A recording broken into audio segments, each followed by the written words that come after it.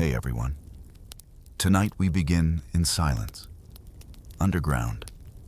Not the quiet of peace, but the kind that presses against your chest, waiting to break. You're crawling on your stomach through a tunnel no wider than your shoulders. It smells like soil, rust, and something else, something alive. In one hand, a flashlight. In the other, a pistol you hope you never need to fire. This isn't a story about jungle warfare or napalm strikes. This is the war beneath the war, the hidden war of men called tunnel rats. Soldiers sent below the surface, into the dark belly of Vietnam, where death didn't shout, it whispered. So, before you get comfortable, like and subscribe, and tell me what time is it where you are now. Breathe slowly, keep your ears open, and follow me down into the tunnels where the walls breathe, the shadows crawl, and every step forward could be your last. You feel the earth rumble beneath you, not a tremor of the world shifting, but the echo of distant violence. The air, already thick with the scent of damp soil and ancient rust, now carries something sharper, metallic and acrid, the smell of smoke, of burnt flesh. Your eyes, still adjusting from the initial plunge into darkness, perceive faint, flickering glows, the lingering embers of a fire that consumed too much. This isn't the quiet solitude you might expect underground. Instead, it's a profound, vibrating silence, punctuated by a sound that slices through the air, a scream, not of pain, but of a deep, visceral terror that chills you to the bone. This is Baria, in the province of Vung Tau, in the summer of 1969. And this is your first breath of it, a raw, uncompromising welcome.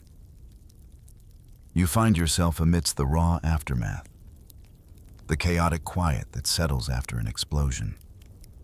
The air around you feels heavy, charged with the lingering presence of what's just occurred. It whispers of a jumping jack, mine, a treacherous device designed to leap from the earth and detonate at chest height, scattering its lethal fragments far and wide. You don't need to see the mechanism to understand its devastating effect. The evidence is all around you, etched into the very fabric of this place.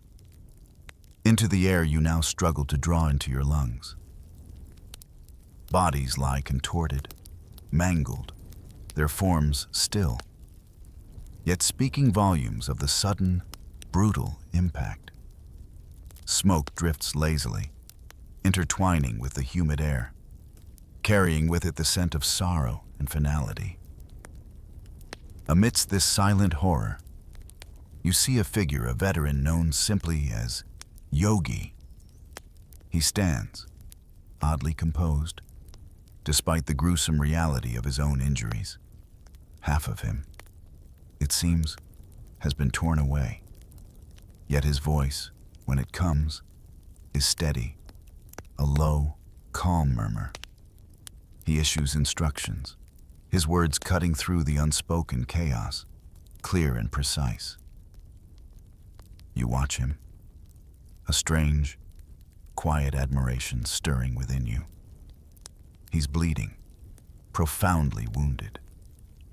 Yet he moves with an unnerving grace, a testament to a resilience born of endless confrontation with death. This, you realize with a slow, creeping dread, is the crucible. This is what you are stepping into.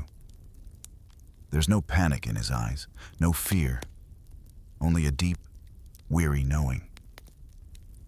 This, you understand in that moment, is not an exception. This isn't a particularly bad day.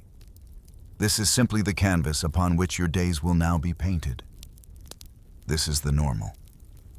This is the relentless, unforgiving rhythm of the job that awaits you, a job that few desire, but which some are compelled to embrace. The whispers of the tunnel draw you deeper. The unseen war calling to you with a quiet, persistent hum. You are here now, and there is no turning back from the silent, breathing earth. To truly understand the journey you're embarking upon, you must first comprehend the vast, hidden world beneath your feet. This isn't just a hole in the ground. It's a meticulously constructed labyrinth, a living, breathing entity forged from necessity and desperation. This sprawling network of tunnels, stretching for miles, wasn't born overnight. Its roots run deep. Back to a time before the American presence, back to the First Indochina War. Imagine the early days, when the Viet Minh, fiercely determined to resist the French colonial forces, began to scratch and claw at the earth. They weren't merely seeking temporary shelter, but a strategic advantage, a way to move unseen, to strike from unexpected quarters, and then to vanish as if swallowed by the very land itself. They began with simple holes, camouflaged entrances leading to narrow passages just wide enough for a person to squeeze through. But with each passing year, with each new skirmish, the tunnels grew, expanding their reach, deepening their complexity. By the time the American forces arrived, this humble network had blossomed into something far more formidable. The Viet Cong, inheriting and vastly expanding upon this underground legacy, had transformed the tunnels into a veritable subterranean world. You might picture a simple series of burrows, but the reality was far more astonishing. These weren't just crude hiding places, mere retreats from the relentless bombardments above. Oh no. These were fully functioning, self-sustaining cities carved out of the earth itself. Think of it: hospitals, operating quietly in the damp, cool air, where the wounded could be tended, where lives could be saved away from the chaos. Headquarters hummed with activity, intelligence gathered, strategies meticulously planned, all beneath the feet of unsuspecting patrols. Vast storage depots held an astonishing array of supplies: food, water, ammunition, medical provisions, all carefully preserved from the tropical heat and monsoon rains. And shelters, deep and resilient, offered sanctuary from the aerial onslaught, a place where people could breathe, if only for a moment, away from the screaming metal and fire that raged above. The air down here is heavy with the scent of damp earth and the faint, coppery tang of the past. You can almost feel the presence of those who meticulously carved these passages, brick by painstaking brick, shovel stroke by shovel stroke. They moved through these dark arteries like ghosts of the soil, appearing suddenly, silently, to engage in swift, brutal skirmishes, and then melting back into the shadows from which they emerged. They fought from beneath, utilizing the very ground as their weapon, their shield, and their sanctuary. This was their domain, their strength, a silent, unseen enemy that lived and breathed and fought in the profound darkness, a world entirely separate from the sun-drenched chaos above. And now, you are invited to descend into its depths, to confront the war that hides beneath the war. As you push deeper into the narrow confines, the weight of the earth presses in on you. You become acutely aware of every inch of your body, how it rubs against the rough, unforgiving walls, how your breath sounds amplified in the oppressive quiet. This is the job that almost no one wanted. It wasn't a coveted position, nor was it something widely advertised. Instead, it was a dark, essential necessity. And the men who answered its call were a particular breed.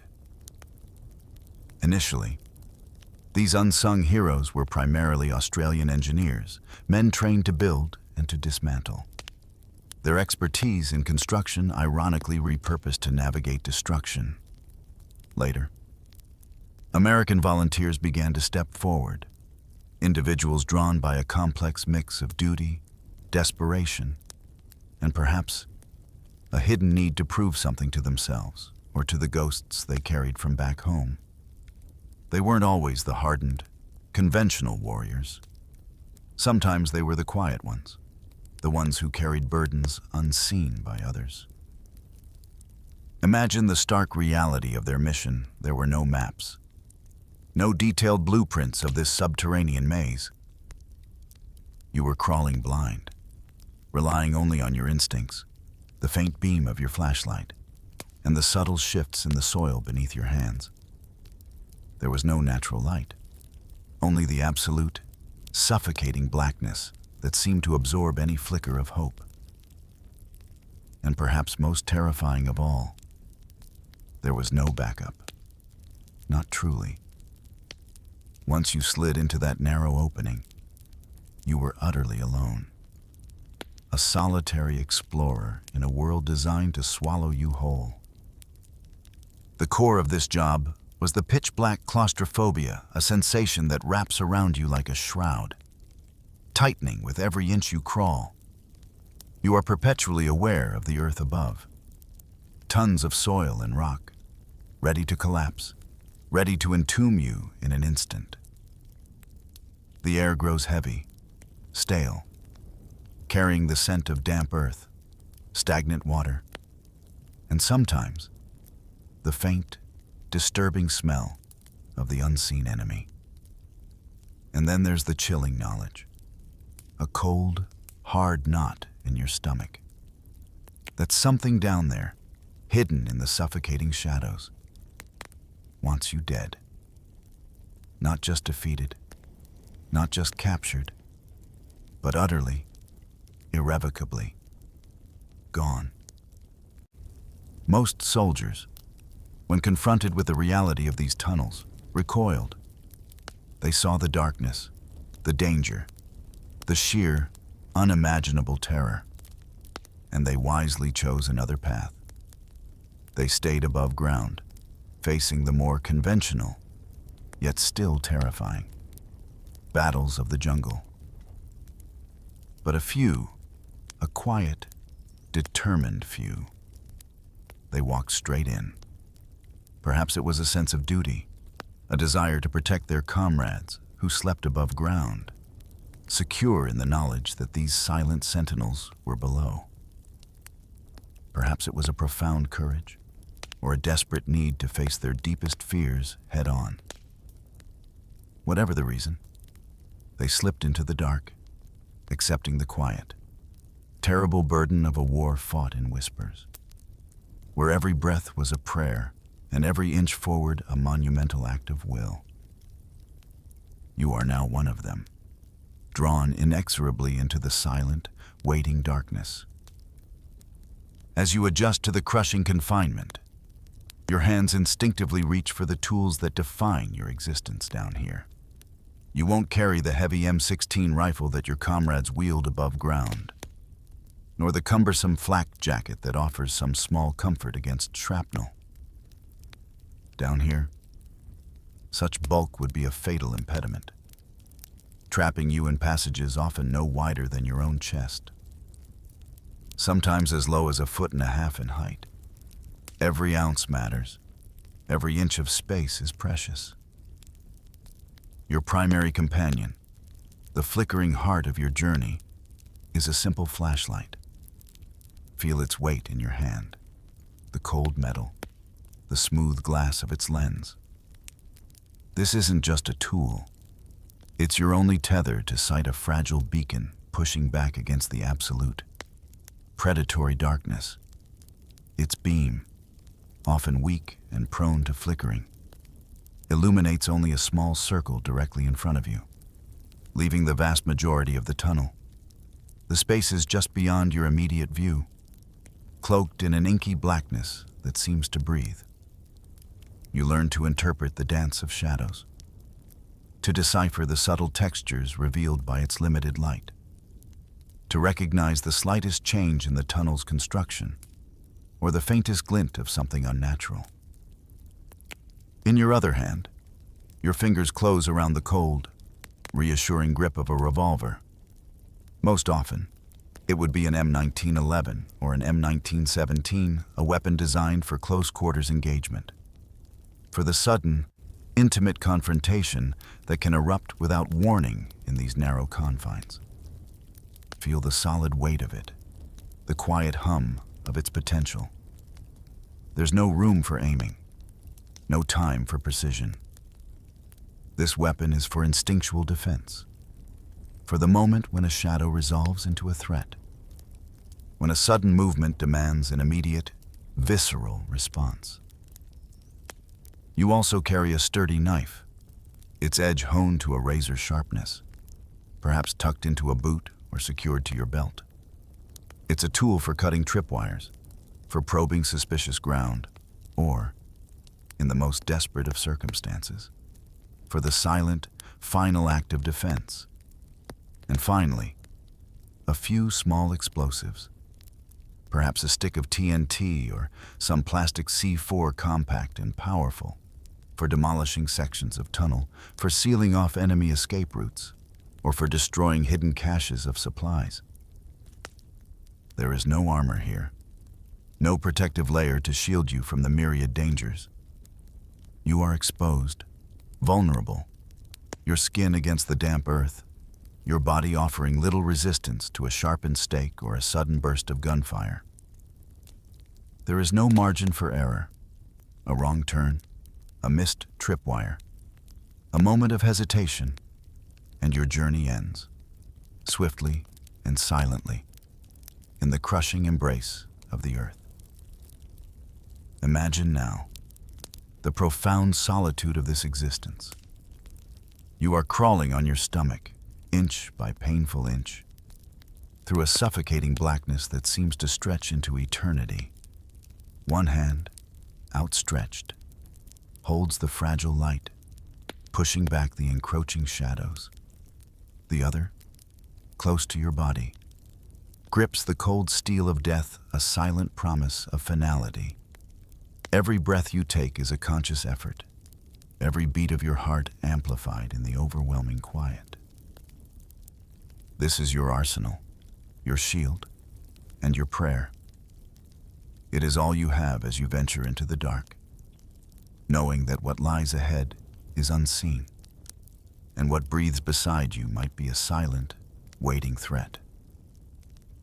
As you crawl forward, the flashlight beam pierces the immediate darkness, but it cannot dispel the profound sense of unease that settles upon you. The tunnels, designed by humans for conflict, have also become a chilling sanctuary for a different kind of inhabitant, one that Mother Nature herself has armed for survival.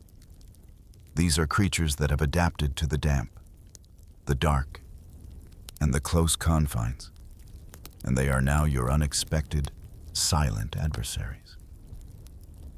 You feel the slight, unsettling tremor of the earth beneath your hand. Not from an explosion, but from something scuttling. Your breath catches. Is it a loose rock, a shifting of the soil? Or is it something else in this confined space? Every sound is amplified, every rustle, every faint scrape of scales against rock sends a ripple of cold dread through you. The air, already thick with the scent of wet earth, can sometimes carry the faint, musky odor of something reptilian or the sharp, chemical tang of insect venom. Imagine the sudden, horrifying appearance of a Vietnamese giant centipede, perhaps a foot long or more, its many legs a blur of motion, its venomous fangs ready to strike. It moves with terrifying speed, a silent, segmented nightmare in the limited beam of your light. Or perhaps your hand brushes against something smooth, cold, and undeniably alive, a king cobra, its immense length a terrifying coil in the narrow passage, its hood perhaps flaring in defensive warning. Its venom is swift, potent, and often fatal. Even smaller, yet equally deadly, are the various pit vipers, camouflaged against the earthy tones. Their heat-sensing pits allowing them to strike with chilling accuracy in the absolute darkness. A bite from one of these means agonizing pain, disorientation, and a desperate race against time, a race you often lose in the depths of the earth. And then there are the swarms. You might crawl through a section of tunnel only to disturb a nest of fire ants. Their tiny, burning stings, igniting 1,000 points of agony on your skin, driving you to a frantic, impossible desperation in a space where escape is nearly impossible.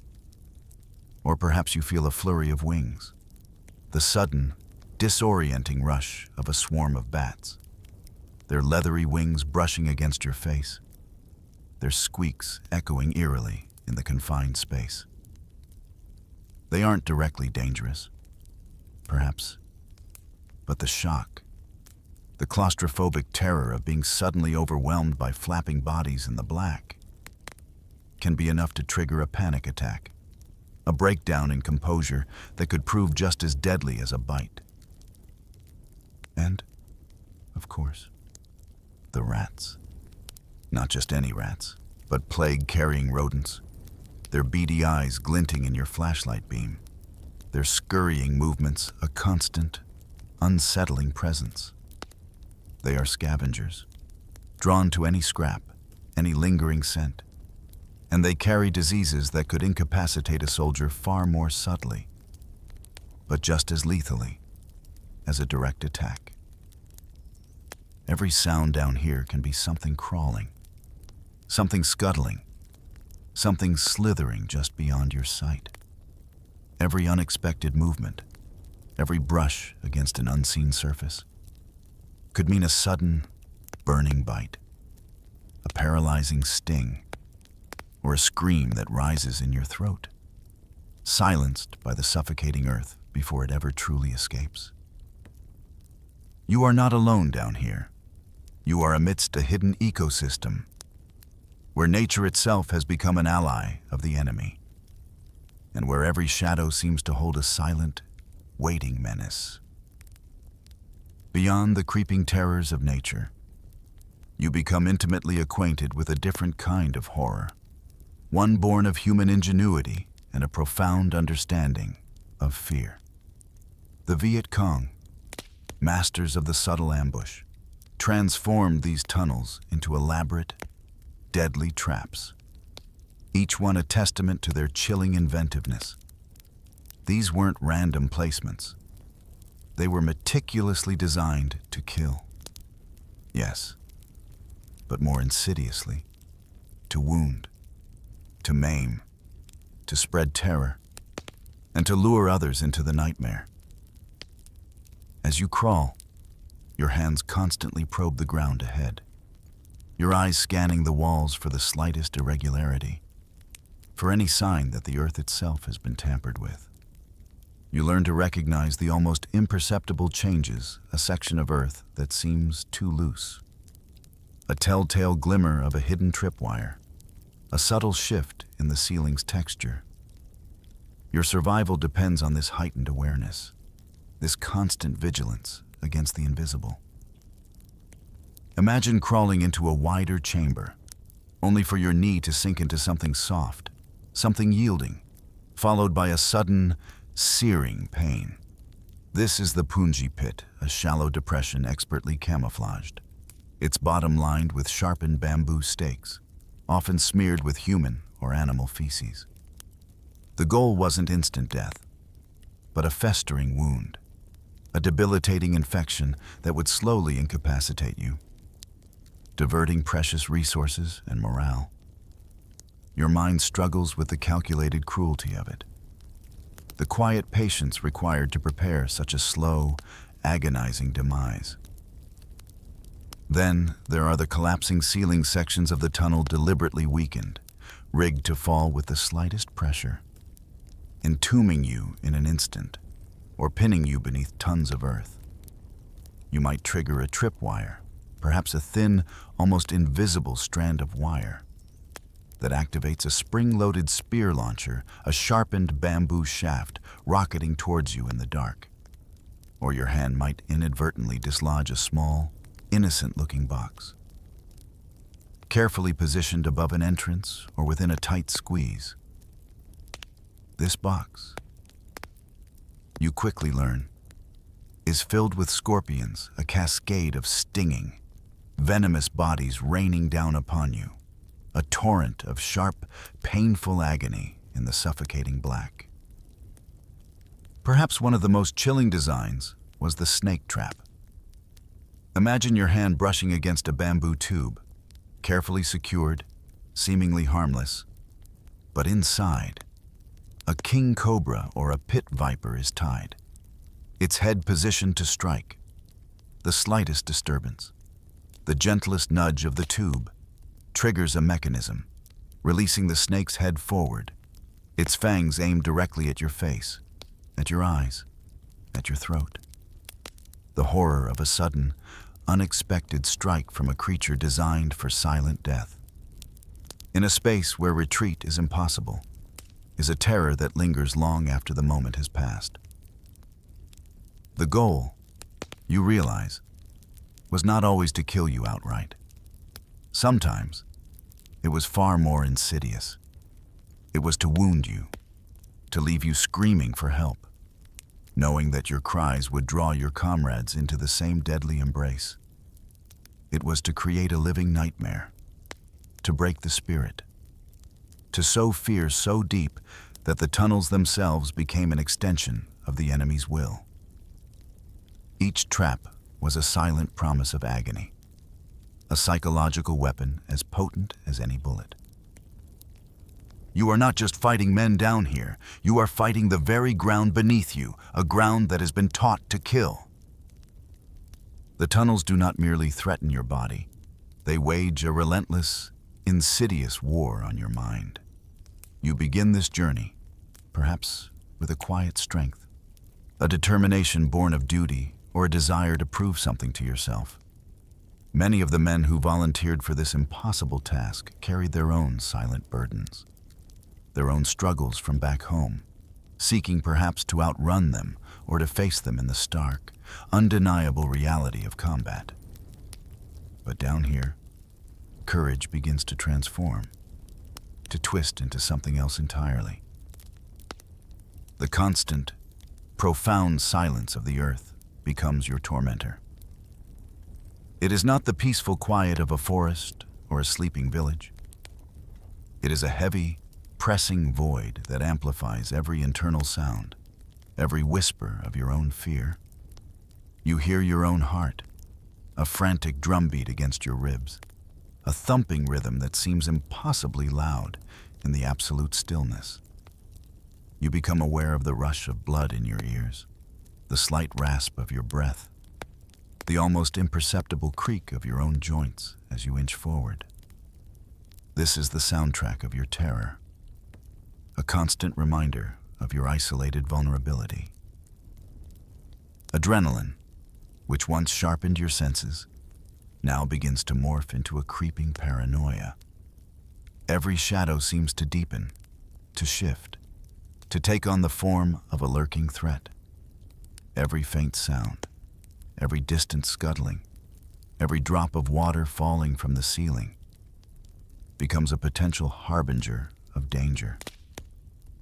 You start to question the very air you breathe, the ground you touch.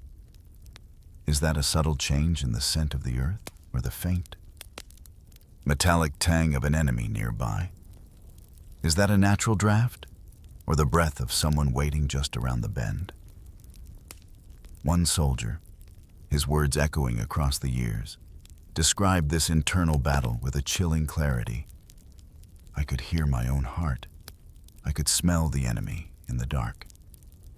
Imagine that profound, intimate connection to your fear, the inability to escape the relentless echo of your own life force, the terrifying proximity to an unseen foe whose presence is only revealed by scent. by a preternatural knowing that transcends sight.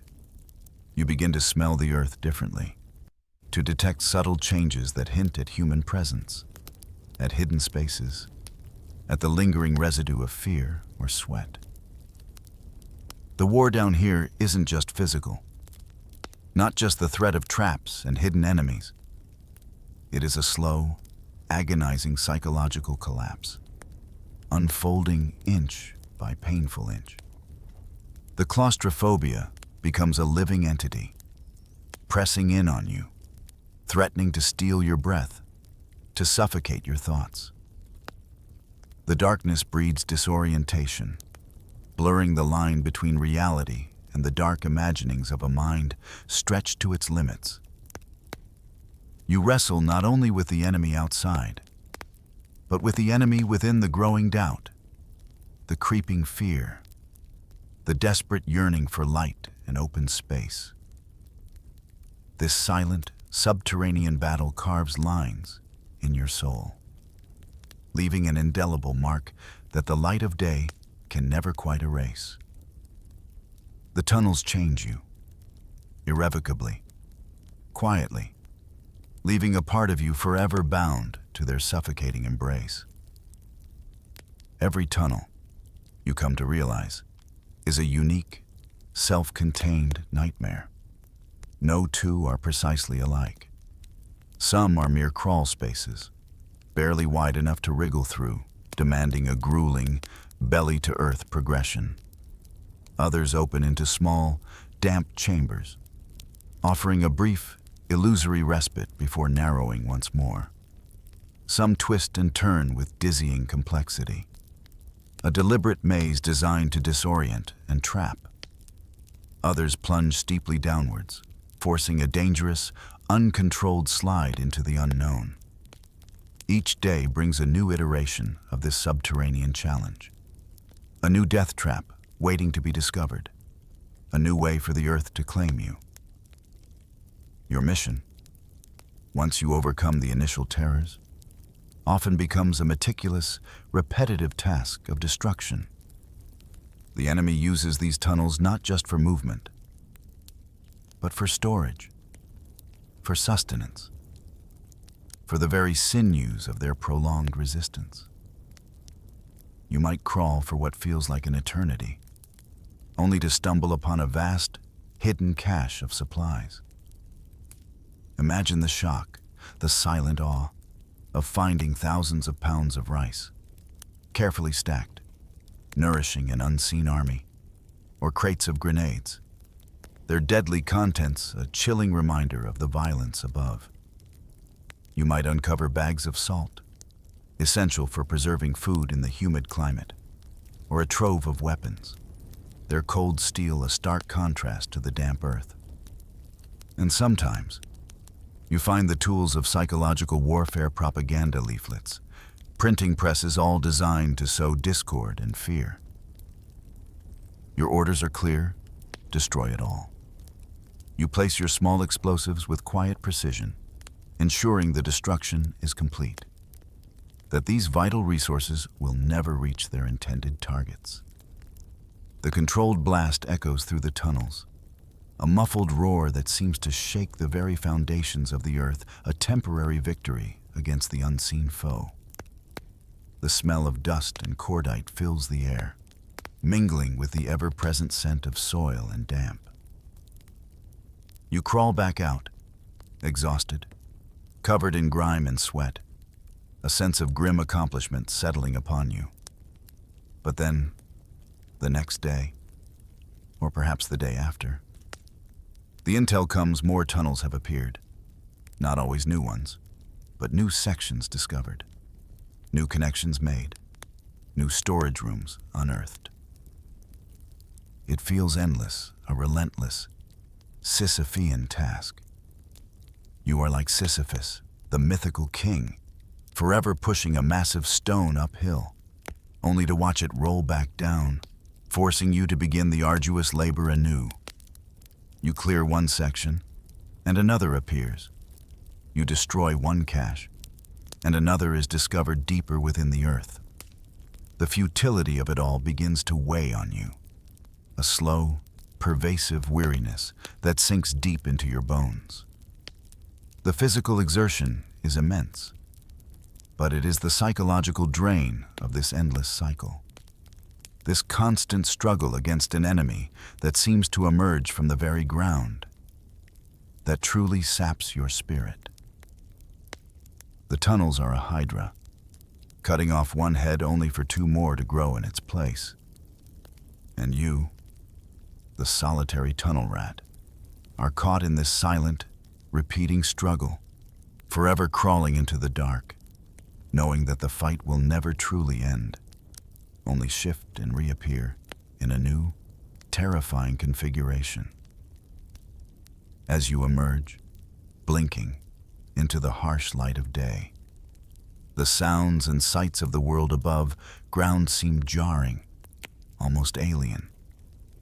The sun feels too bright, the air too open, the laughter of distant soldiers too loud.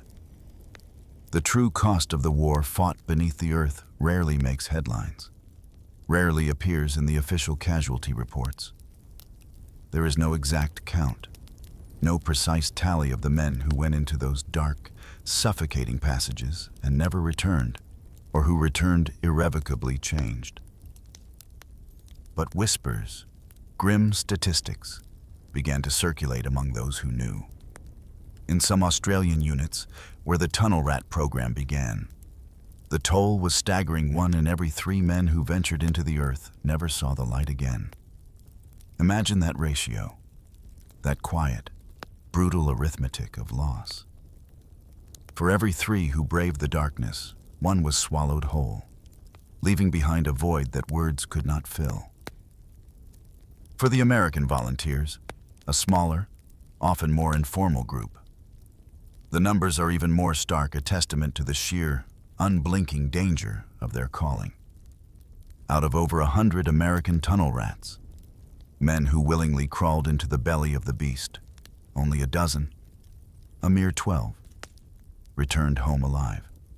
Let that number settle upon you, 12 out of more than 100. It is a statistic that speaks volumes about the impossible odds, the constant brush with death, the thin, fragile line between survival and oblivion in the silent depths. You might hear the echoes of a survivor's words, perhaps from a man like Jack Flowers, whose experiences burrowed deep into his soul. He might have told you, his voice low and steady, tinged with a quiet melancholy.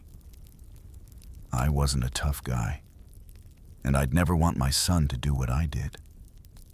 These are not the words of bravado or glory, but a profound weariness of a man who faced the abyss and returned, but left a part of himself behind.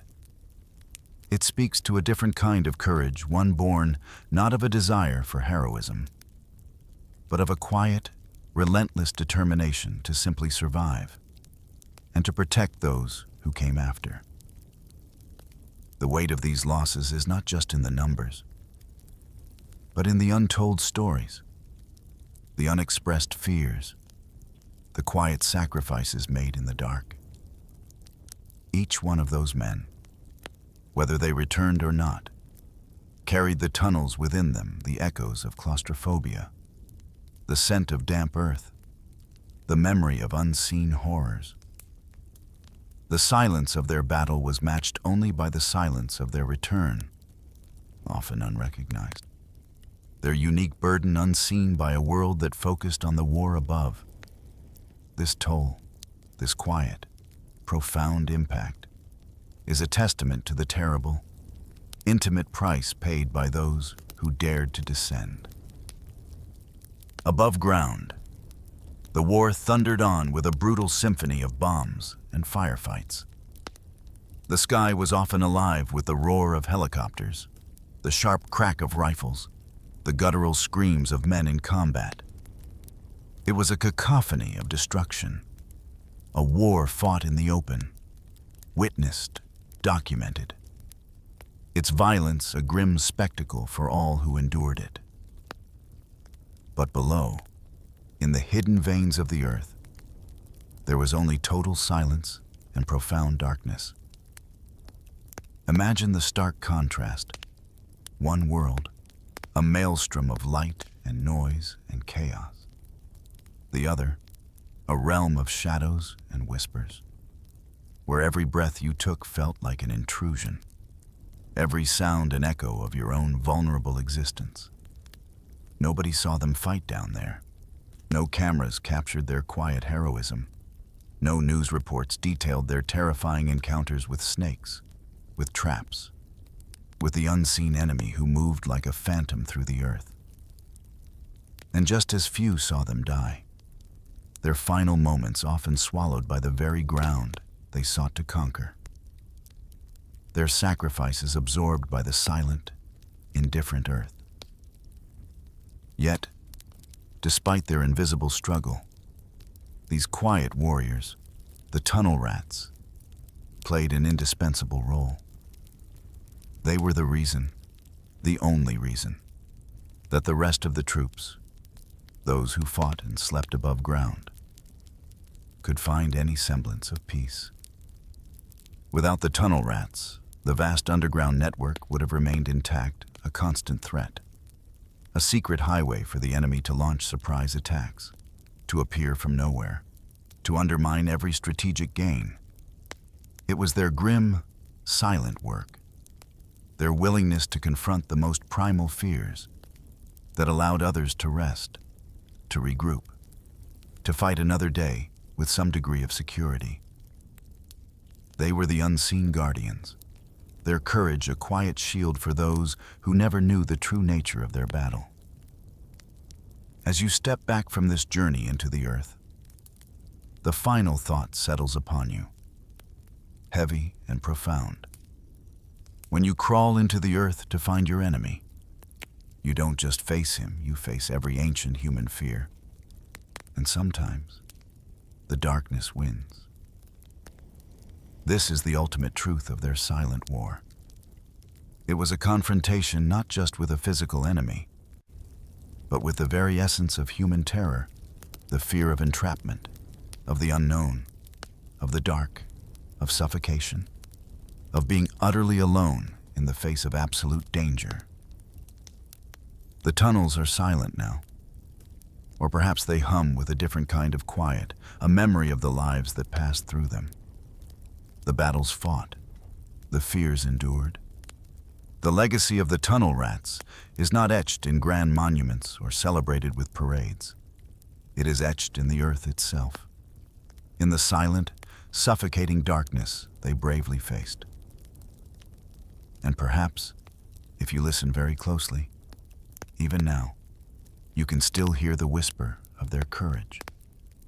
A faint, lingering echo in the profound quiet of the deep. Let that silence settle around you, as the story of the war beneath the war gently fades into the quiet of the night. Divided by the Perfume River into a southeastern modern city and northwestern citadel, it was home to an airfield, large university, hospital, and government buildings. On January 30th, ARVN Commander Ngo Quang Trung receives word an attack is likely. He puts his troops on high alert, but many are on leave for Tet. Still, he assumes the NVA lack the strength to attack the city. Little does he know. The NVA 4th, 5th, and 6th Regiments, supported by the Viet Cong, have already surrounded Hue and infiltrated sappers and assault troops. A North Vietnamese officer wrote, "The enemy knew nothing of our strategy. By the time our forces approached the city of Hue, the enemy still had not taken any specific defensive measures." Their job is to open the city gates and quickly capture around 200 targets, the most important of which are the Mang Ka ARVN headquarters, Tay Loc Airfield, MACV compound, landing craft utility loading ramp, radio station, hospital and provincial headquarters. At AM on January 31st, a flare marks the start of the attack. NVA sappers in ARVN uniforms kill guards and led around 7,500 troops into Hue immediately. ARVN soldiers in the citadel put up improvised defense, especially the Black Panther Rangers. There is heavy fighting across the area. But the ARVN hold the Mang Ka and contest the airfield. In the modern city, the small garrison at the MACV compound and nearby LCU loading ramp hold out. But by daybreak, the NVA controls around 60% of Hue. ARVN commanders desperately call for reinforcements as the full scale of the attack becomes apparent. Some airborne troops arrive at Mang Sa, but grounds relief columns are badly mauled by NVA troops on the citadel walls. Marines from Task Force X-Ray are also on their way to the city, including battalions from the 1st and 5th Marine Regiments. But as they approach the modern city, the North Vietnamese ambush them enemy soldiers dug in close by on either side of the road. Behind walls and inside buildings and on rooftops. Let loose a withering fusillade that struck against the sleepy convoy with the force of a sledgehammer crushing a cockroach automatic weapons, small arms, rockets, recoilless rifles, mortars, grenades, everything, all at once. The U.S. column needs the help of M48 tanks to push through the 8 or 9 blocks to the MACV compound at around 3:15 p.m. Commanders immediately task the Marines with crossing the Perfume River to relieve the ARVN in the citadel. But the bridge is too weak for the tanks, and there is little fire support. Lieutenant Colonel Marcus Gravel puts it this way. We proceeded to the MACV compound, then were gifted with the most stupid, idiotic mission. Hartzerbaz, 2 American platoons make it across, but come under heavy fire from the citadel walls. Realizing the attack is useless, Gravel orders a withdrawal, using commandeered vehicles to evacuate the wounded. Around a third of a Marine company is killed or wounded in the failed attack. It now becomes clear the ARVN and U.S. forces are surrounded by mostly regular NVA troops determined to hold their ground. And the NVA is already preparing to create a provisional government in Hue. For the U.S. troops, it will be a battle from the inside out. The Marines' first objectives are the modern city's provincial headquarters and prison, about 6 blocks from the compound. To get there, they will also need to fight through the university and hospital. But the first attempts stall less than 1 block from the compound. Meanwhile, the ARVN continues to contest the citadel and eventually retakes the airfield, allowing for some resupply. The LCU loading ramp also allows for supplies and reinforcements to be brought in by river. Otherwise, Marine convoys known as Rough Riders run the gauntlet of NVA fire as they enter the city. The fighting now turns into a street-by-street, house-by-house melee. The Marines' area of operations is around 11 blocks by 8 blocks wide. Not a huge area, but a complex one to fight through. Commanders lack correctly scaled maps, while rules of engagement and poor weather prevent air support. Marine William Earhart recalls, "We had no experience at this kind of fighting, and the on-the-job training cost us heavily. A great many civilians must have died in the fighting. If you saw or heard, or thought you saw or heard, movement in the house next door, you didn't stop to knock. You just tossed in a grenade." Both sides quickly find rockets to be useful weapons, especially to blow open walls and gain new points of entry. Lieutenant Colonel Ernie Cheatham recalled a 2-hour firefight fought almost purely with rockets at a range of just 50 meters. Hundreds and hundreds of rockets going out. And the same thing coming back at us. But we had more ammunition than they had. Tanks are of limited use, except for as cover on the ruined city streets. When used offensively, they rush forward, fire a few rounds and retreat before the inevitable onslaught of North Vietnamese B-40 rockets. U.S. troops find the 106mm recoilless rifle effective for demolitions and urban fighting, especially when mounted on the M50 Ontos light anti-tank vehicle. By February 4th, the Marines are making progress, having captured the university and public health building. In the attack on the Treasury, the Marines used tear gas, which proves effective since many NVA troops don't have gas masks. Once the Treasury is cleared, the aim is to attack towards the hospital, prison, and provincial headquarters. Using tear gas, 105mm howitzers, mortars, and recoilless rifles, Marines pushed the NVA out of the hospital and prison in intense fighting. Meanwhile, another Marine attack targets the stadium to the east of the MACV compound. Already the NVA commander is thinning his forces for potential withdrawal. The U.S. attack now focuses on the provincial headquarters. Using the newly learned tactics, Marines assault the building on February 6th, again using tear gas in a room-to-room struggle. Some defenders slip away, and by the end of the day, the Americans raise the U.S. flag over the headquarters, although they soon remove it due to regulations that it must always be flown with an accompanying South Vietnamese flag. The provincial headquarters was initially a symbolic target for the Marines, but it proves much more important.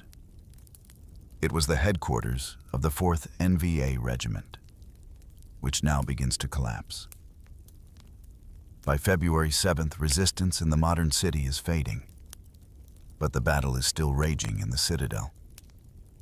The ARVN made some early progress in the citadel, clearing out much of the northwestern corner of the old city and south of the Mang Ka. But on February 6 to 7, the NVA counterattack, using grappling hooks to scale the southwestern wall and forcing ARVN troops back to the airfield. Meanwhile, outside the city walls to the west, the U.S. 1st Cavalry Airmobile Division is struggling. With the help of helicopter gunships, artillery, and reinforcements from the now helicopter-borne 101st Airborne Division, they clash with NVA forces in outskirt villages and only tentatively cut North Vietnamese logistical routes. From February 10th, reinforcements from the 5th Marines are heli-lifted into the citadel. On the 13th, they expect to launch an attack from ARVN airborne positions to their south. But before they even arrive, they come under heavy NVA attack within 15 minutes. Bawi, all hell broke loose. There was no airborne unit in the area, and Company A was up to their armpits in NVA. The NVA, having tunneled into the citadel walls, stopped the attack 75 meters behind its start line. The next morning, the Marines try again with massive supporting fire, including from offshore ships. Their target is the Dong Ba Tower, one of the citadel's fortified gates. But the flat trajectory of the naval gunfire mostly harmlessly hits the exterior walls. The Marines bog down after just 100 meters, pinned down by fire from both the palace and outer citadel walls. On February 15th, more U.S. reinforcements arrive, as well as permission to fire into the palace and surrounding area. American shells partly collapse the tower, and U.S. troops push through ruined walls and shattered fortifications. The Marines finally captured Dong Ba after a 6-hour firefight. Meanwhile, the ARVN airborne and Marines attack the palace itself, but struggle to take ground. Once again, they use tear gas and heavy fire support to pummel the NVA defenders. On February 22nd, the fighting enters the heart of the citadel, as the ARVN pushed towards the southern wall. By this point, the 1st Cavalry have been able to fully cut NVA supply lines, blocking the infiltration and exfiltration of fighters. The most significant development is a shift in tactics. Both U.S. and ARVN Marines launched night attacks towards the last remaining NVA positions, shaking up the established schedule of combat. With some NVA troops sleeping away from frontline positions, many are taken by surprise and captured, aided by better weather and air support. The Marines and ARVN clear the palace and reach the southern wall on February 24th, raising their flags on Hughes Flag Tower. Except for mopping up, the battle is over. The Hue battle costs around 200 US KIA, mostly Marines, and around 1,600 wounded. ARVN casualties are about 450 killed and missing and 100 wounded. Gauging North Vietnamese casualties is difficult, but estimates suggest between 2,500 to 5,000 killed with an unknown number wounded. 80% of buildings in the city are damaged, and of a population of 140,000, around 116,000 are homeless. Civilian deaths are likely between 1,000 and 5,800 killed or missing. The Americans also accuse the NVA of targeted political killings in the city, with at least 3,000 bodies uncovered from hastily dug graves. The North Vietnamese government argues these are civilians killed in the fighting, often by US firepower. But this is widely disputed. With the Battle of Hue over, one of the toughest struggles of the Tet Offensive comes to an end. The NVA and VC are unable to hold any of their gains or trigger an uprising. But the Tet Offensive still becomes seen as a US defeat. Westmoreland is eager to present the offensive as the final gamble of a near-defeated enemy. He describes the damage and around 300-400 US and ARVN dead as superficial, and claims the North Vietnamese suffer 58,000 killed. Others disagree. The fact North Vietnam was able to launch such a sophisticated offensive at all indicates the US strategy in Vietnam is failing, far from being close to defeat. North Vietnam delivered a shocking blow and regained the initiative in a secret memo. General Harold K. Johnson wrote, "We suffered a loss, there can be no doubt about it." The offensive also undermines the Johnson administration. They had been preparing both the public and media for imminent success, and yet the Tet Offensive shows the war is far from over. Photographs of the summary execution of a Viet Cong fighter on the streets of Saigon lead to further questions about the regime US troops are fighting and dying for. US public opposition to the war had been growing before Tet, but was by no means the majority, and pro-war counter-protests were common. But after Tet, protests go beyond the usual anti-war. Student or counterculture groups, to include mothers, middle-class professionals, religious groups, and Vietnam veterans themselves. By February 1968, half of Americans now believe intervention was a mistake. Johnson's advisors, his so-called wise men, also turn against the war. Despite encouraging escalation as recently as November 1967, they now overwhelmingly call for disengagement and negotiations. McGeorge Bundy said to the president, "Look, this thing is hopeless. You'd better begin to de-escalate and get out." And this was the first time the president ever heard anything of this kind. He could barely believe his ears. I think he was very shocked. Secretary of Defense Robert McNamara, the mastermind of US strategy in Vietnam, has already reached this point. Throughout 1967, he became privately skeptical of the US intervention, often in opposition to the other wise men. In November, he announced his resignation, effective in late February 1968. His successor, Clifford Clark, soon concurs with McNamara's assessment on Vietnam. The result is a crisis of leadership in Washington. Westmoreland requests an additional 206,000 troops for Vietnam. Johnson refuses, but the request is leaked to the media, causing an uproar. Instead, with pressure mounting, Johnson changes course. On March 31, 1968, Johnson announces he will limit the bombing of North Vietnam, started in 1965, and open negotiations with the northern government. He then makes another dramatic announcement. Original audio, Johnson.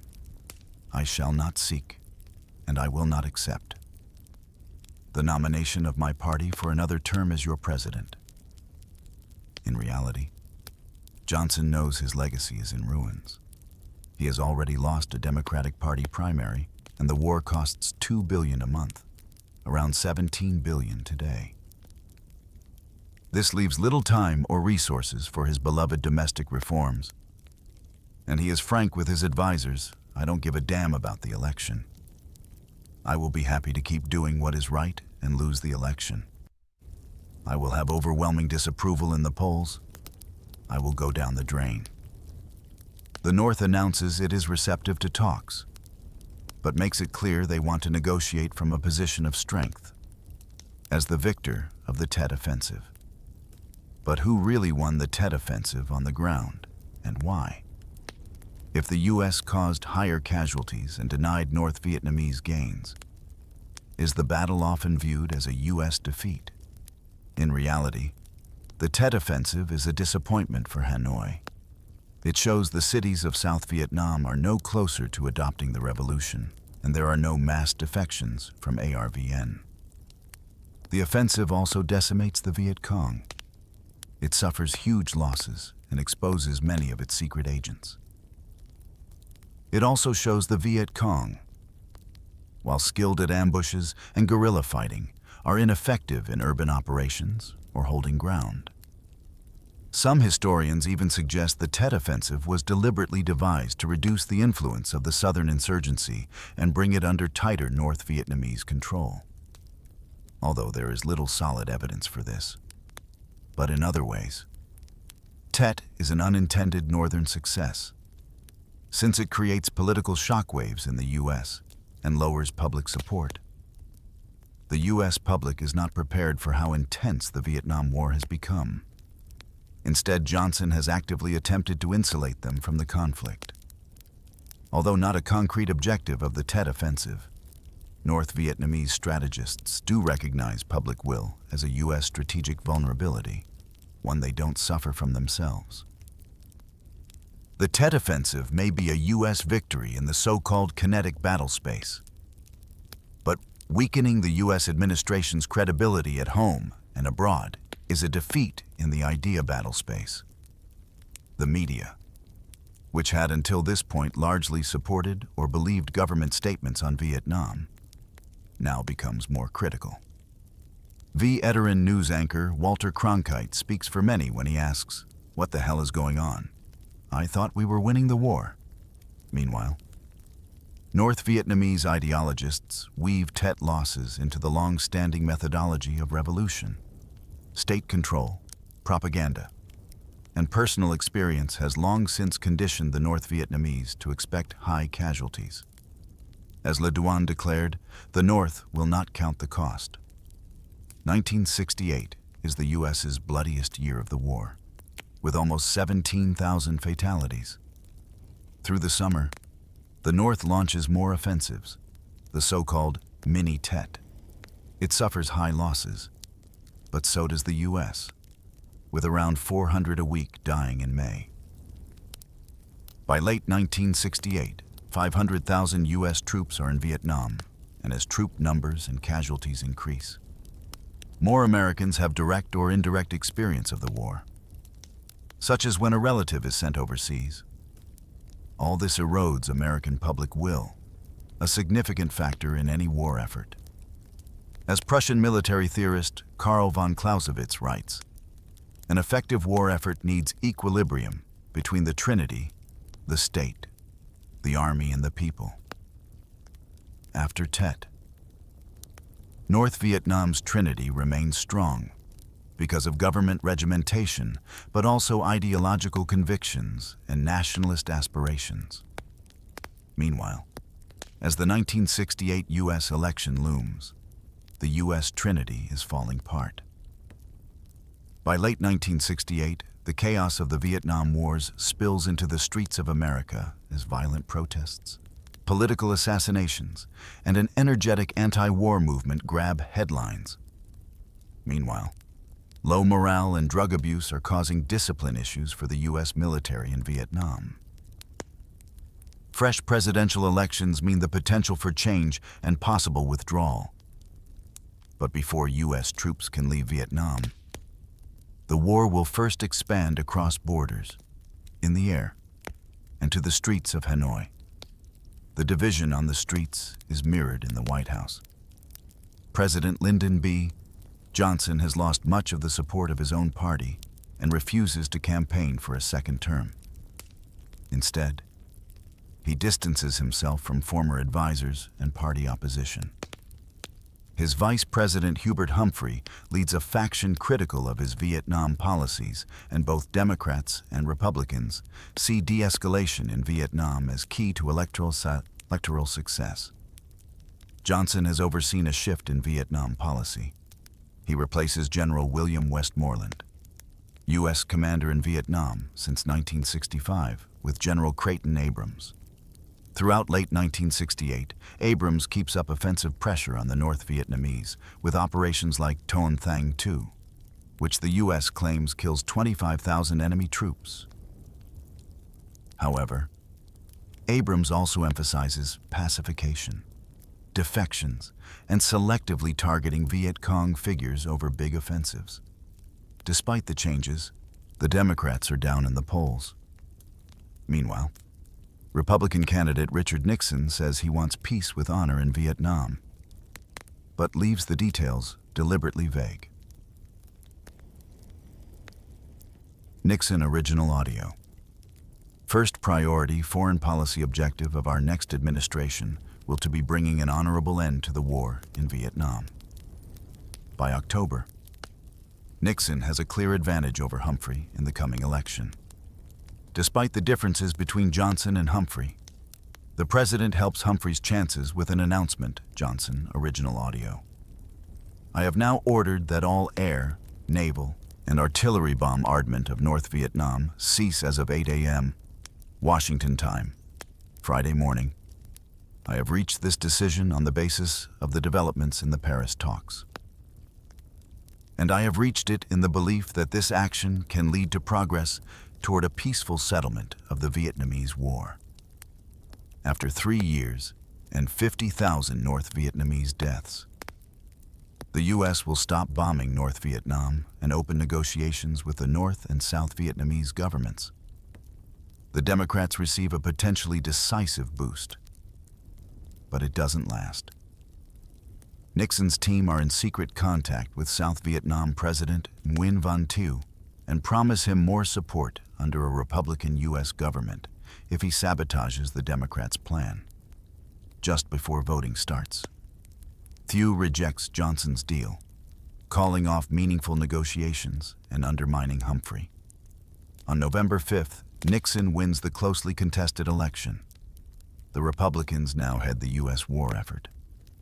Nixon's priorities in 1969 are to end the U.S. commitment in Vietnam and stabilize the international Cold War.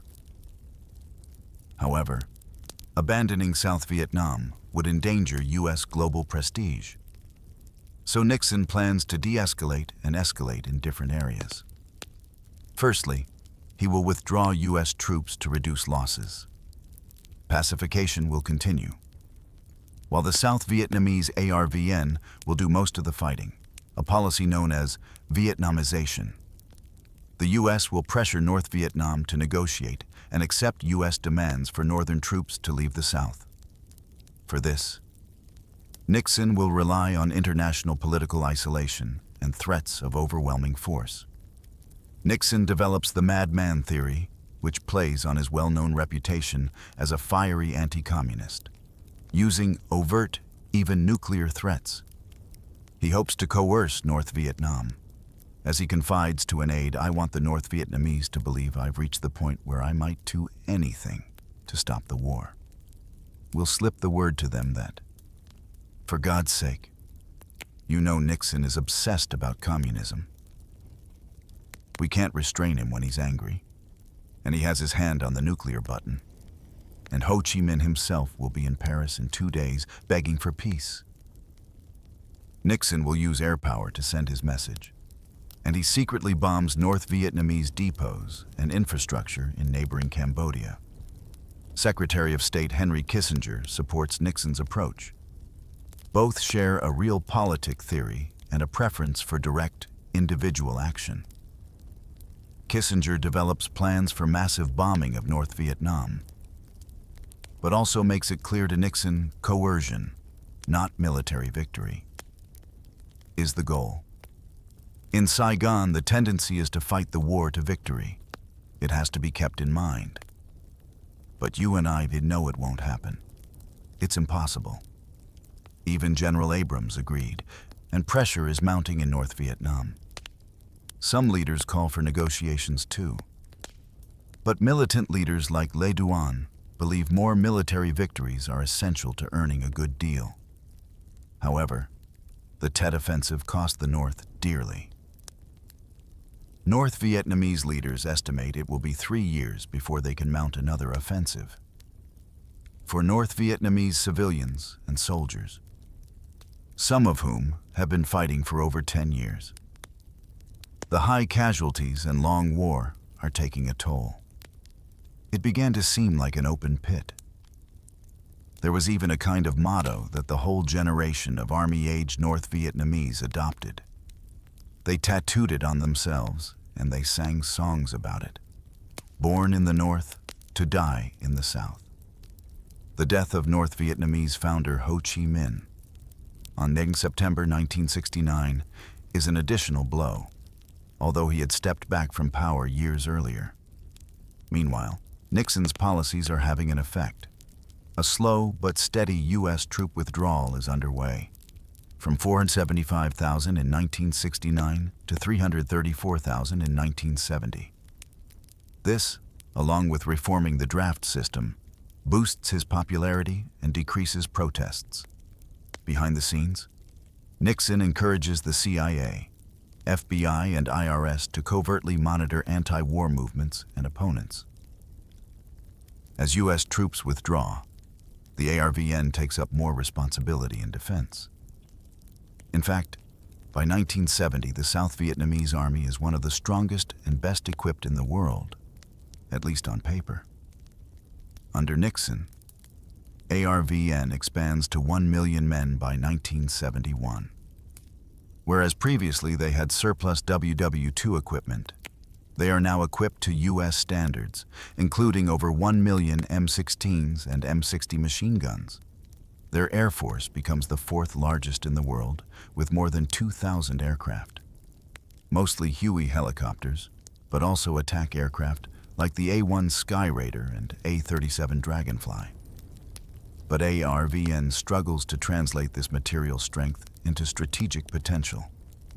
It remains incredibly corrupt, with some officers filling their units with fake ghost soldiers to draw extra pay. There is also little technical knowledge for the new equipment, while the expansion of the armed forces also impacts the South Vietnamese economy, which is already buckling under a refugee crisis. Soldiers' low pay, around $18 a month in 1970, contributes to around 120,000 ARVN troops deserting each year. ARVN soldiers also struggle with a crisis of morale. Most of the South Vietnamese soldiers knew that some members of their family were on the other side. When you shoot into an area, maybe your own blood brother is there and fighting against communism. What is that nobody understood? They knew they were fighting against other Vietnamese, and the other Vietnamese were fighting against foreigners. So in our hearts, we had sympathy for the other side. Still, Vietnamization is popular in the U.S., and in early 1970, the ARVN is put to the test. In neighboring Cambodia, pro-U.S. General Lon Nol launches a coup against Prince Norodom Sihanouk. Sihanouk was officially neutral in the Vietnam War, but did not prevent North Vietnamese forces establishing bases in border regions. On April 30, 1970, at the apparent invitation of Lon Nol, 80,000 ARVN and U.S. troops move into Cambodia to wipe out communist bases, including the elusive Central Office for South Vietnam, the so-called Bamboo Pentagon. The operation, which is joined by Lon Nol's Cambodian forces, is partially successful, with large amounts of weaponry captured. However, the Viet Cong avoid major combat and withdraw further into Cambodia, taking the Central Office for South Vietnam with them. The U.S. ARVN attack fails to capture any major headquarters and has unintended impacts. Firstly, it pushes North Vietnamese forces into a closer relationship with Cambodian communists of the Khmer Rouge, with devastating long-term consequences for Cambodia. Secondly, it reignites public opposition to the war in the U.S., culminating in mass protests on college campuses. At Kent State and Jackson State universities, National Guard troops fire on protesters, killing 6 and wounding 21.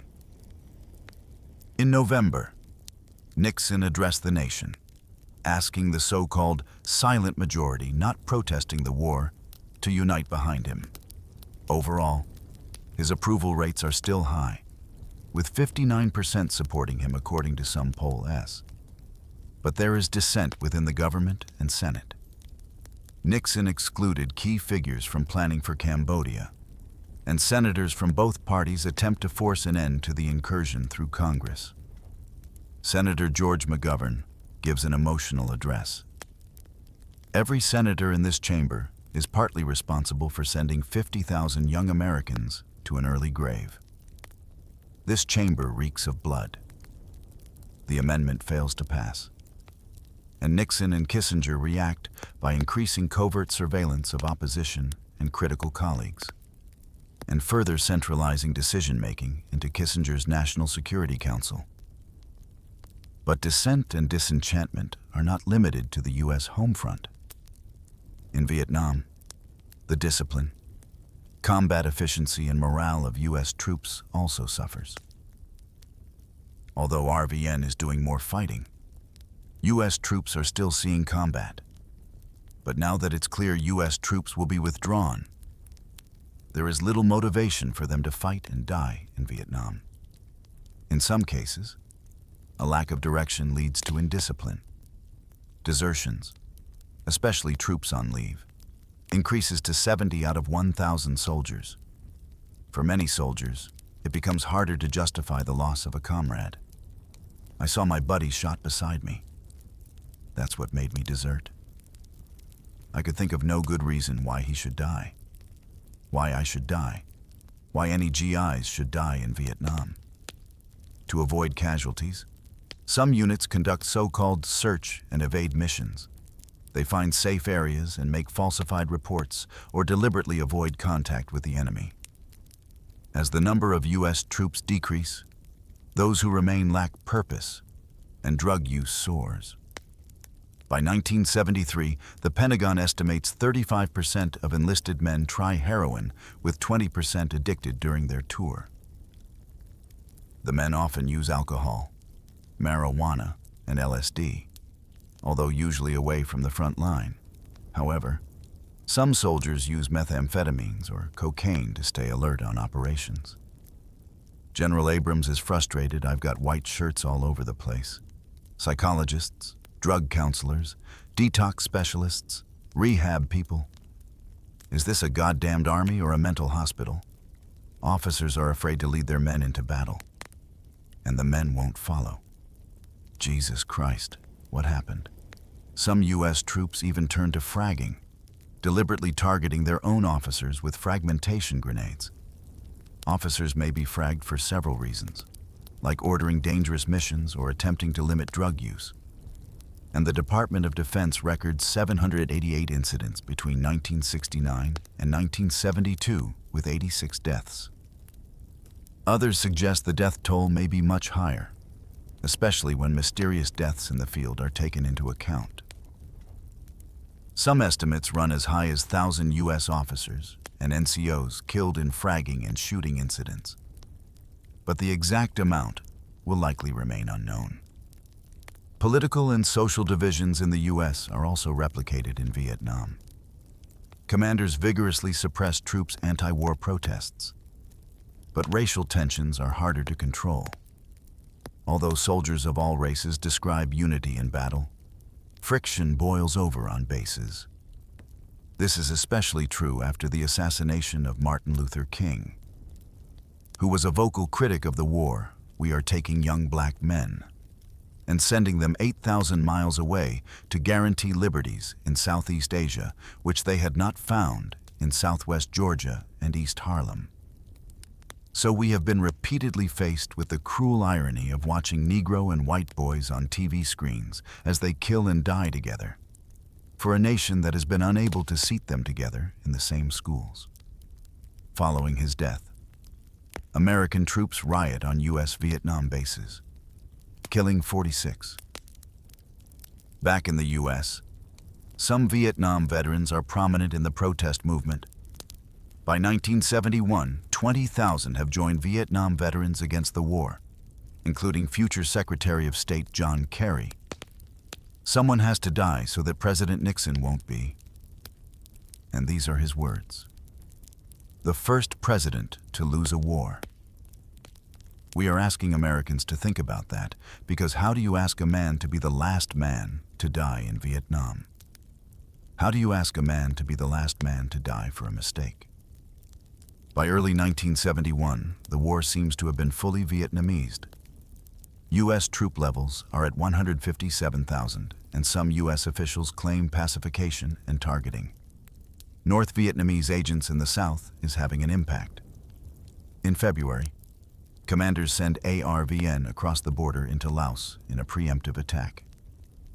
Operation Lam Son 719 aims to capture a North Vietnamese supply depot at Chapon and disrupt North Vietnamese offensives. Congressional limits mean Nixon cannot send U.S. ground troops, although aircraft will provide support. But after modest gains, the North Vietnamese army counterattacks the 15,000-strong ARVN force.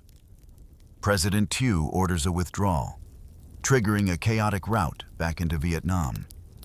ARVN losses are up to 8,000 casualties, with 150 vehicles abandoned, including tanks. The defeat is underscored by ongoing domestic troubles in the U.S. In March, U.S. courts sentenced Lieutenant William Calley to life imprisonment for his role in the 1968 My Lai massacre, in which U.S. troops deliberately murder around 500 South Vietnamese civilians, including 173 children. Opinion in the U.S. is divided, with one poll showing 65% of respondents are not upset by Calley's actions. 3 days after the conviction, Nixon orders Calley into house arrest, and he is released in 1974. Us next. In June 1971, disgruntled Department of Defense official Daniel Ellsberg leaks a bombshell 7,000-page document called the Pentagon Papers to the media. It outlines chaotic U.S. decision-making in Vietnam and concludes they were influenced more by domestic political interests than military or political realities in Vietnam. The result is a decline in the U.S. public's support for the war and for the South Vietnamese government. A poll in mid-1971 shows 58% of Americans now believe the war is morally wrong, while 60% favor withdrawal even if it leads to a South Vietnamese collapse. So, Nixon and Kissinger revive negotiations with the North. They still demand North Vietnam removes troops from the South. But their priority is now the release of American prisoners. Hanoi demands an end to U.S. bombing and support for Thieu. Nixon attempts to isolate North Vietnam politically by appealing to their allies, including a breakthrough diplomatic mission to China in February 1972. However, he comes away disappointed, since China and the Soviet Union have only limited influence over North Vietnam. The North now feels another offensive could bolster their bargaining power. On March 30th, 1972, they launched the Easter Offensive, with 122,000 NVA troops attacking into the south from the north, Cambodia and Laos, now equipped with Soviet and Chinese artillery and tanks, including T-54s. The attacks make early progress against ARVN, securing all of Quang Tri province. Their new equipment makes a powerful impact. Original audio. I would like to go back to the night of May 10th, sir. It's been estimated we took 700-800 rounds of different caliber indirect fire weapons. That's a good number, sir. We took at least that many. The prep lasted for approximately 10 hours, sir. It was from 1800 in the afternoon, and it lasted until 0400 in the morning. The first 6 hours of the attack was artillery, 105 and 155. Then the mortars started in. I wouldn't want to guess how many mortars tubes are around. But it was just so intense, it was unbelievable, sir.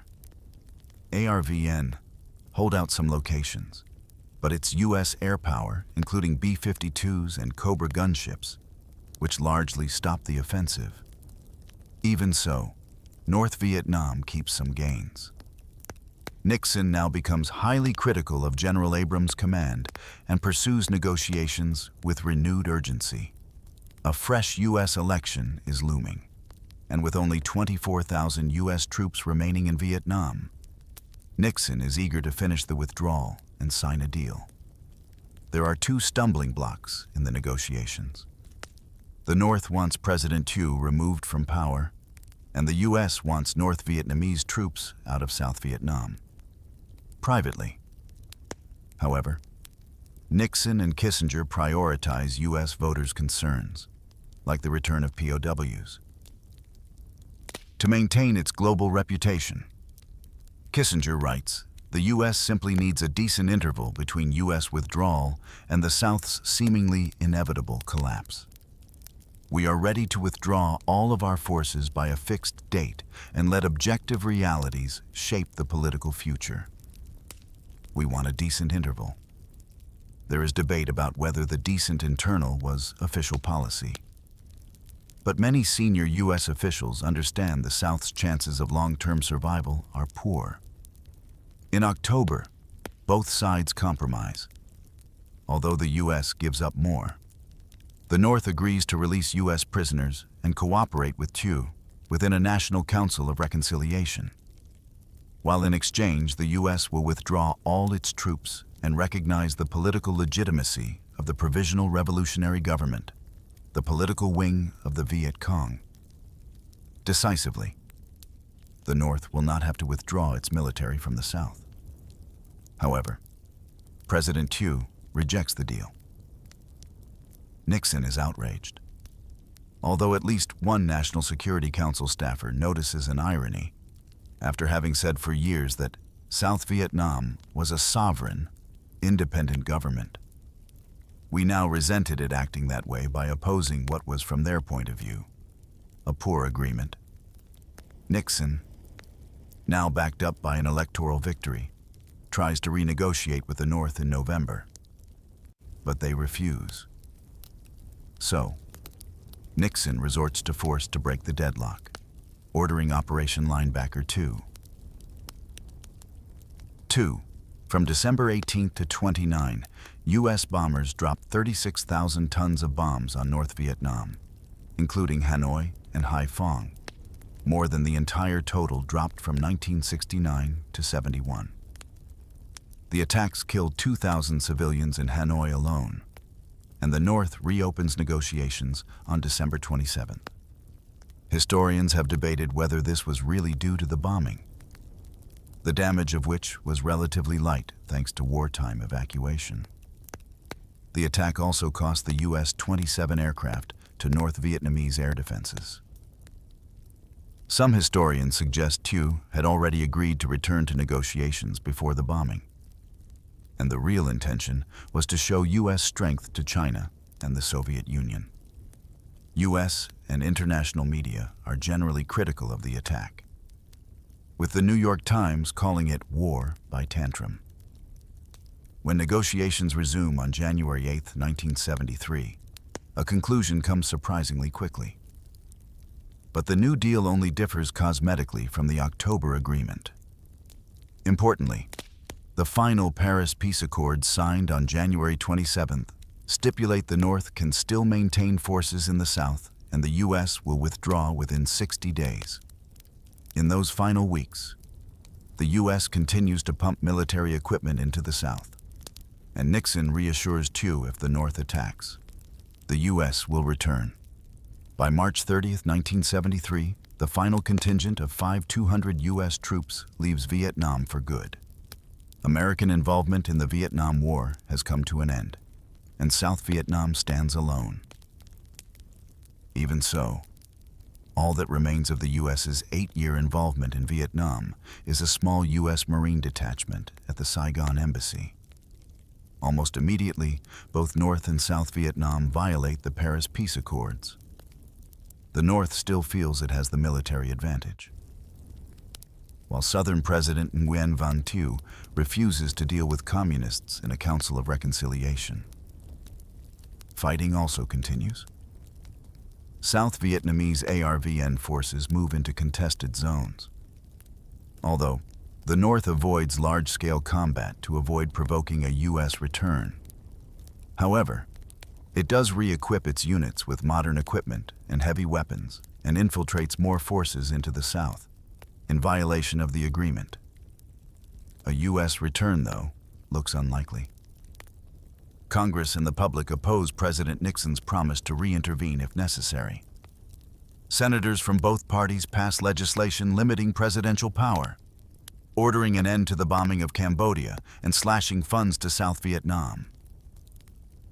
The Watergate scandal, which reveals Nixon illegally spied on rivals, further limits his influence.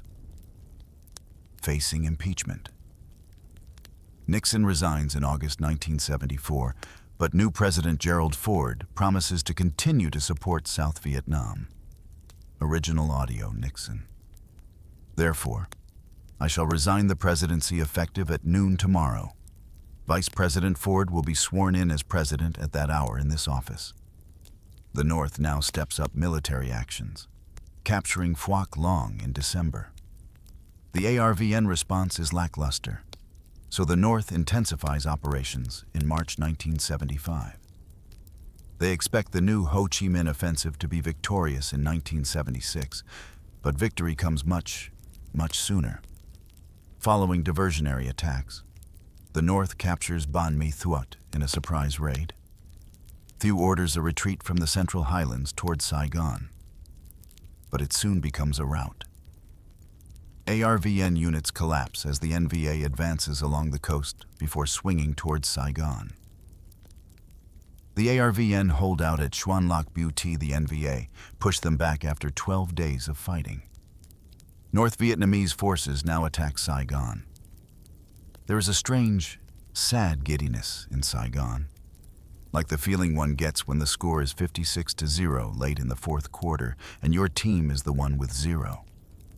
You aren't happy about the thrashing your team got. But at this point, the most merciful thing is for the game to end. There is no U.S. military response, and Thieu resigns on April 21st. Instead, Ford prepares for final evacuations. These become chaotic scenes as thousands of South Vietnamese civilians descend on the airport, which is under attack. The airplane started to move with the door still open. I was looking out the door and saw people running around in all directions, shooting crazily into the air. They seemed to be in a panic. People all around me on the airplane started screaming and crying. Some of them started praying very loudly. The chaos shuts down the airport, so civilians surge to the U.S. Embassy and break in just as the final helicopters depart. The U.S. evacuates 1,000 Americans and 500 Vietnamese in 2 days. Original audio. Because to the Vietnamese people, all the fighting, more than 25 years now. So, now that we stopped fighting, I am very happy. Very happy for all the young kids, same as me, all the people who have been in the army, shortly afterwards. North Vietnamese units enter Saigon to little resistance. On April 3rd, NVA tanks crash through the gates of Thieu's presidential palace and the South Vietnamese government surrenders. By May 3rd, the North clears the final areas of the Mekong Delta and the war is over. In 1970, the North announces a unified Socialist Republic of Vietnam, with Saigon renamed Ho Chi Minh City for the U.S.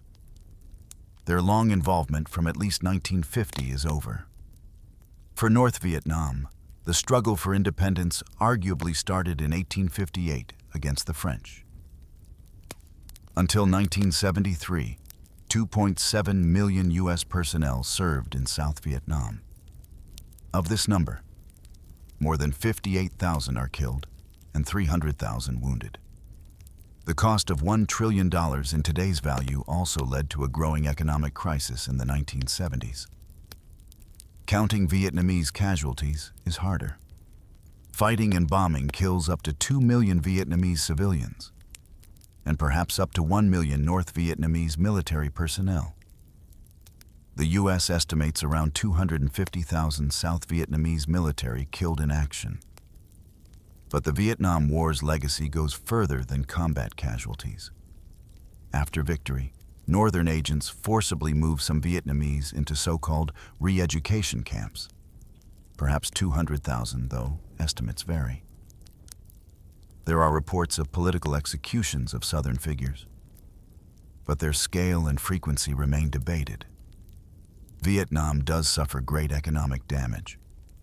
Around 10% of South Vietnam's agricultural land is destroyed, including by U.S. defoliants like Agent Orange. Some also associate these herbicides with an increased rate of cancer and birth defects among both Vietnamese and U.S. veterans. Meanwhile, the North imposes a centralized communist ideology on the South, even concerning some Southern revolutionaries.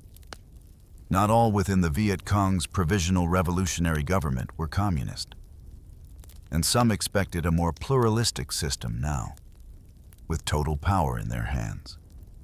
They began to show their cards in the most brutal fashion.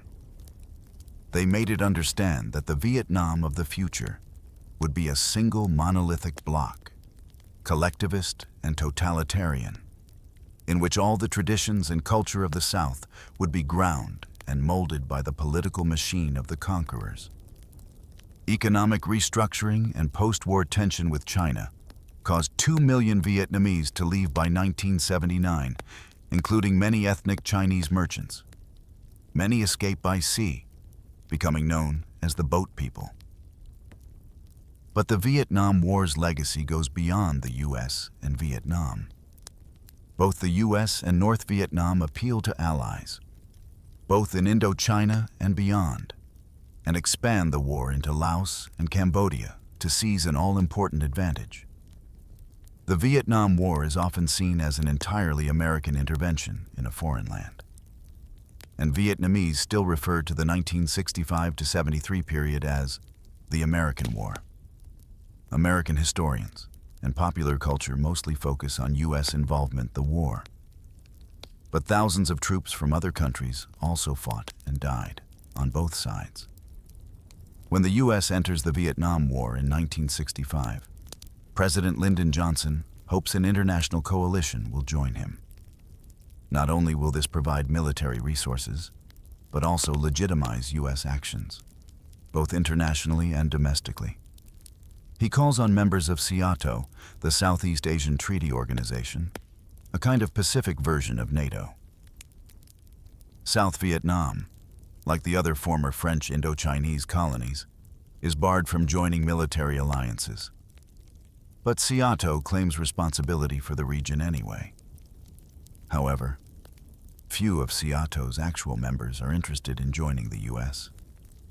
France, having recently withdrawn from the region, has no interest in returning, while Britain claims it cannot intervene as a co-chair of the 1954 Geneva Conference, which established North and South Vietnam. But the real reasons are that the British public and governments are more concerned about security in Malaya than Vietnam. So President Johnson's so-called Many Flags campaign does not rally many flags. However, the Philippines and Thailand do send troops.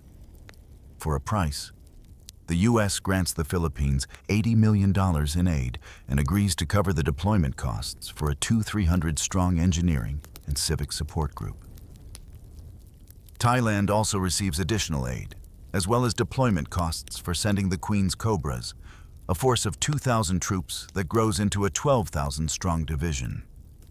Thailand also allows U.S. air bases in the country. Although Filipino and Thai contributions are modest and potentially driven by economic opportunism, Some U.S. allies strongly support intervention. In Australia, Prime Minister Robert Menzies sees threats from both Indonesia and China. He hopes Australian support for U.S. Vietnam policy will encourage the U.S. to commit to Pacific and Australian security. Menzies' forward defense policy sends Australian advisors to South Vietnam in 1962 and introduces national service in 1964. When U.S. ground forces enter South Vietnam in March 1965, Australians soon follow. Initially, a single Australian battalion joins the U.S. 173rd Airborne Brigade, but cooperation is difficult. Australian equipment, some of it dating back to World War II, is lacking compared to the Americans. But there are other differences. Australian troops, many with jungle experience, prefer small unit actions rather than U.S. operations, which favor large-scale deployment and massive force. Australian doctrine often could not rely on available fire support, so Australian units expect to be more self-sufficient and flexible. One U.S. officer is impressed Aussies used squads to make contact and brought in reinforcing elements to do the killing. They planned in the belief that a platoon on the battlefield could do anything, including get out. I still maintain the Australians understood the war better than our guys ever would. Eventually, the Australian presence grows into a separate Australian task force with air support and a small number of New Zealander artillery. Operating in Phuoc Tuy province, they rely on methodical patrols, village pacification, and ambushes rather than U.S.-style search and destroy. On August 18, 1966, one such patrol encountered a force of 2,000 Viet Cong in a rubber plantation at Long Tan. The VC kills several Australians in the opening moments and moved to surround the lightly equipped Australians. But D Company, 6th Battalion holds off VC assaults with the aid of artillery, while Royal Australian Air Force Hueys drop ammunition and medical supplies. As torrential monsoon rain falls, armored personnel carriers and reinforcements fight through the Viet Cong to relieve D Company. I remember the deafening noise from small arms and artillery, the torrential rain making positive identification of friend or foe extremely hard. My movement forward to 10 platoon with the radio. And when all seemed lost, as the enemy assembled for a final assault, the arrival of our APCs. The relief and joy that flooded us. The Viet Cong withdraw, and Australian follow-up operations eliminate large VC units from the province, although the wider VC infrastructure remains in place. Australian jungle and pacification experience from Malaya and Indonesia and their different tactics are responsible for the partial success. Unlike U.S. bases, which employ many Vietnamese civilians and include ARVN personnel, the Australian Task Force base is closed to Vietnamese. As a result, VC informants among workers and ARVN troops cannot accurately estimate Australian strength or predict operations. According to one statistic, VC units instigate around 3/4 of combat against U.S. troops, but fire first in just 6.7% of encounters with Australian troops. 2/3 of one battalion's contacts resulted from their own ambushes of the VC. All told, 60,000 Australians serve in Vietnam. But the second largest foreign contribution to South Vietnam's defense doesn't come from a SEATO member. South Korea sends 320,000 troops to Vietnam, with force levels peaking at 50,000 in 1969. The contribution is presented as thanks for U.S. intervention in the Korean War. Although South Korea also gains extensive U.S. economic and military aid. The U.S. modernizes the South Korean military, contributes to social welfare, and arranges deals with U.S. companies.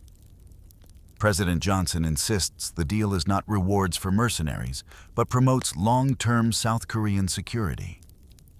Some historians suggest the agreement kickstarts South Korea as a major world economy. South Korean troops in Vietnam gain a reputation for aggression and brutality, perhaps due to strict disciplinarian officers or personal animosity to communism. Whatever its source, it finds a use in Vietnam, often fighting alongside U.S. forces. Korean soldiers are sometimes given dangerous roles, like infiltrating VC tunnels or turned on suspected enemy villages. In one raid, a U.S. lieutenant recalls whatever else the Koreans did in the village was their own business. But with their reputation for brutality, we all knew that the village would be loath to support the Viet Cong so openly in the future. If we got our kills, we could take full credit, and if the EROKs became overzealous, we could plead our lack of control over our allies. As the U.S. withdraws from 1969 on, their allies do the same. In the later war years, Allied troops experience many of the same frustrations as U.S. soldiers, especially an inability to fundamentally destroy the enemy and a poor relationship with the ARVN. Modest. But growing protests in both Australia and South Korea also encourage withdrawal. By 1973, all allies are out of Vietnam. U.S. allies' losses are 4,400 South Koreans, 512 Australians, 351 Thai, 37 New Zealanders, and 9 Filipinos killed. Seattle itself becomes a casualty, as it is disbanded in 1977. The U.S. doesn't only look for allies abroad. Within Vietnam itself, especially in its borders and mountainous areas, are ethnic minorities willing to fight. One of the best-known groups are the Montagnards, an umbrella term for many different highland ethnic groups. From 1961, U.S. Special Forces recruit Montagnards into Civilian Irregular Defense Groups, or as CIDGs, Australian advisors, working within the U.S. 5th Special Forces Group. Also provide tuition. Montagnards are often Christian and have their own ethnic identities, which makes them suspicious to both the North and South Vietnamese governments.